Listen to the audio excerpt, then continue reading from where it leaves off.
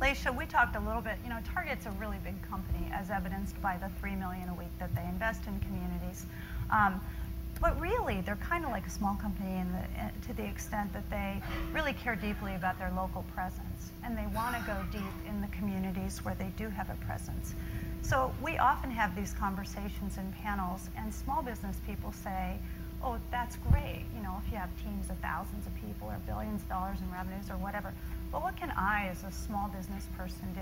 Can you maybe just provide some thoughts? You are close to the small business community in a sense. Target at the local level is a little bit like a small business. What do you think are some of the, if we think about it more, nothing says small business like 350,000 team members and 1,600. Maybe if we think about it more from a local business and a local community, how do they, they're really not thinking about global strategies. They're thinking about, in my neighborhood, in my zip code, and the people I serve, how do I deploy my assets that could be effective from a service standpoint? And because you are local and because you are close to your customer base, how do you see those opportunities? I think it's just staying authentic and ensuring that you're very close to understanding who the consumer is.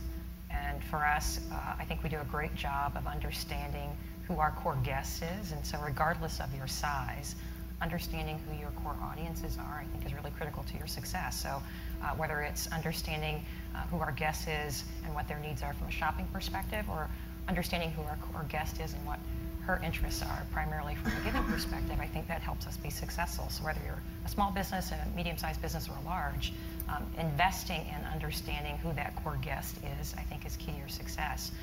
We do lots of research as a company on our core guests, and similarly in our giving, we do regular surveys on what our core guests' interests are from a giving perspective. What are their thoughts around corporate responsibility? Where is it that they think big companies or companies of any size should be investing their resources? What's their level of awareness of giving? Would they like that to be local or global in nature? Where do they get information on our giving? And so this notion, again, that you're very close to who the guest is, I think is critical. And that's something that you can and should do regardless of size. It's also then important to understand who your team member population is. For us, we call our employees team members. So we also continue to survey them. Where are your interests, and how can we ensure that our corporate interests align with our team members' interests, so that there is synergy across the things that are good for the business, good for our team members, and good for the community.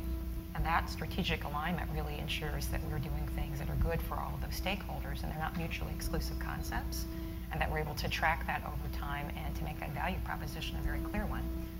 Again, that isn't competing. There's this healthy tension often that it can't be good for the community and good for the business.